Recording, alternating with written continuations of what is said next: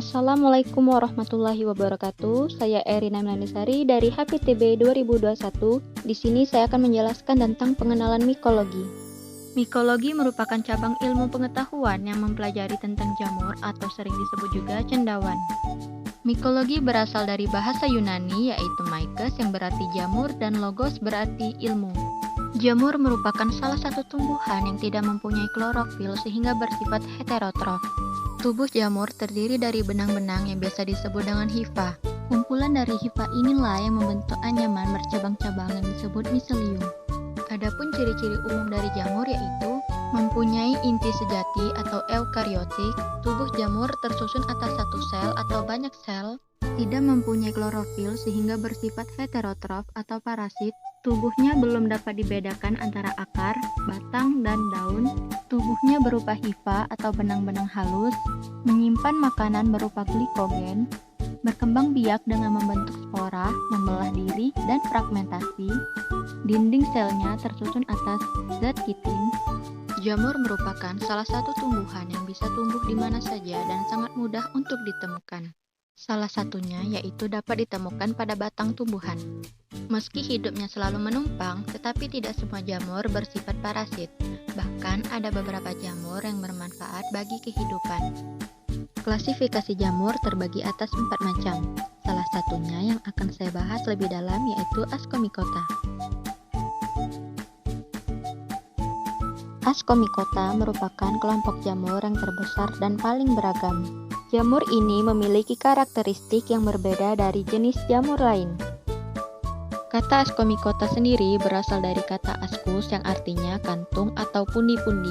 Beberapa jenis jamur ini bahkan dimanfaatkan manusia dalam industri pangan. Ada Ascomycota uniseluler dan ada pula multiseluler. Ascomycota memiliki dinding sel yang terdiri dari 2 lapisan sehingga mereka menunjukkan kompatibilitas seksual bipolar.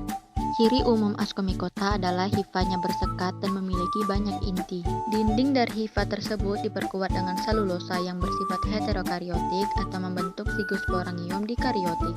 Ascus ini merupakan semacam sporangium yang menghasilkan ascospora. Ascomycota dapat melakukan reproduksi secara seksual dan aseksual.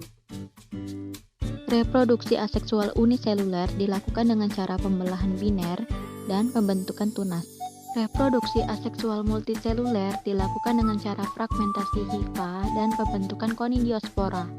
Konidiospora adalah spora yang dihasilkan pada ujung konidiofor. Pada reproduksi seksual dilakukan dengan cara membentuk anteredium atau alat reproduksi jantan dan juga ascogonium atau alat reproduksi betina. Untuk persebaran dan tempat hidup jamur Ascomycota diwakili di semua ekosistem daratan di dunia, tumbuh di semua benua termasuk Antartika. Spora dan fragmen hifanya tersebar melalui atmosfer, lingkungan air tawar, serta pantai laut dan zona pasang surut. Saccharomyces cerevisiae atau sering disebut ragi ini dimanfaatkan untuk mengembangkan adonan roti dan pembuatan alkohol. Ragi dikelompokkan ke dalam Ascomycota karena pembiakan seksualnya dilakukan dengan membentuk ascospora. Jika keadaan lingkungan memungkinkan untuk tumbuh, ragi berkembang biak secara aseksual dengan membentuk tunas, kemudian tunas ini memisahkan diri. Kedua jenis jamur ini biasanya dimanfaatkan dalam memberi cita rasa atau mengharumkan keju. Aspergillus oryzae merupakan jamur yang biasa digunakan untuk mengempukkan adonan roti, dan jamur ini dapat menghasilkan enzim protease. Jamur ini juga dapat merombak zat padi dalam pembuatan minuman beralkohol. Aspergillus wentii berperan dalam pembuatan shake, kecap, tauco, asam sitrat, asam oksalat, dan asam format, serta penghasil enzim protease. Neurospora crassa dikenal sebagai jamur oncom karena sering digunakan untuk membuat oncom. Warna merah muda atau jingga yang muncul pada oncom merupakan warna konidia jamur tersebut. Meski dimanfaatkan dalam kehidupan manusia, banyak juga Ascomycota yang berupa patogen baik pada hewan, manusia, dan tanaman. Beberapa contohnya antara lain Fusarium oxyforum merupakan jamur penyebab penyakit layu pada tanaman pisang.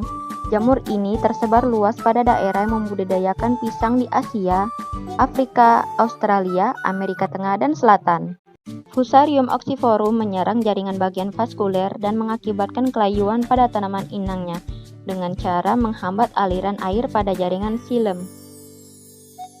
Trichopiton mentagrophytes merupakan jenis jamur yang menyebabkan timbulnya penyakit kulit kurap pada tubuh dan kulit kepala.